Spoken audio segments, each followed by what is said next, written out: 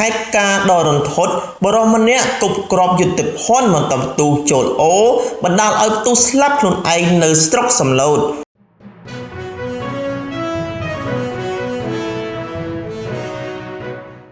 ខេត្តបាត់ដំបងករណីគ្រោះថ្នាក់ដ៏គួររន្ធត់មួយបានកើតឡើងកាលពីរសៀលថ្ងៃទី20ខែឧសភាឆ្នាំ2026ស្ថិតនៅក្នុងភូមិបឡាងឃុំសំឡូតស្រុកសំឡូតបណ្ដាលឲ្យបុរសម្នាក់បាត់បង់ជីវិតភ្លាម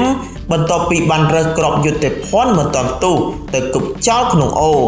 យោងតាមរបាយការណ៍ពីសមាជិកមូលដ្ឋានជនរងគ្រោះមានឈ្មោះង៉ែតធឿនអាយុ45ឆ្នាំមុខរបរជាកសិករមុនពេលកើតហេតុជនរងគ្រោះបានដើរបាញ់ថ្នាំនៅក្នុងចំការស្វាយចន្ទី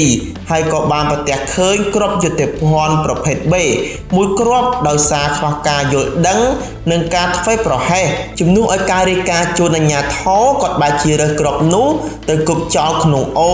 ដែលនៅក្បែរនោះធ្វើឲ្យវាផ្ទុះឡើងយ៉ាងខ្លាំងអំបែងគ្រាប់បានខ្ទាតត្រូវចំរាងកាយជនរងគ្រោះជាច្រើនកន្លែងបណ្ដាលឲ្យស្លាប់នៅក្បែរមាត់អូតែម្ដងក្រោយស្នូកផ្ទុះក៏ក្រើកបានស្ងប់ចុះអ្នកភូមិក៏បាននាំគ្នាទៅពិនិត្យមើលនិងប្រទះឃើញសពរួចក៏រាយការណ៍បន្តទៅសមាជិកឲ្យចុះមកអន្តរាគមន៍អាជ្ញាធរបានបញ្ជាក់ថានេះជាមេរៀនមួយបង្ហាញពីការខ្វះការប្រុងប្រយ័ត្នចំពោះការ